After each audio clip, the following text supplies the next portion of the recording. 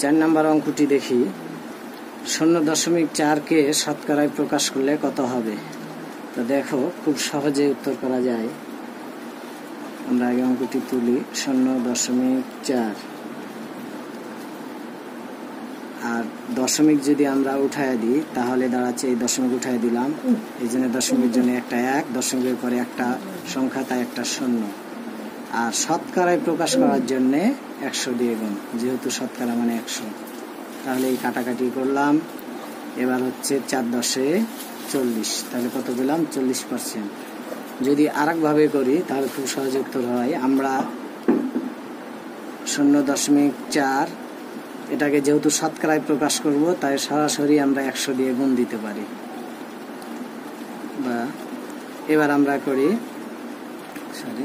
সমান, তাহলে 4 1 4 আর 2টা 0 আছে, 2টা 0 বসলাম। বামে দশমিকের বামে 0-র কোনো দাম নাই, তাই আমরা ওটা বাতিল করে দিলাম।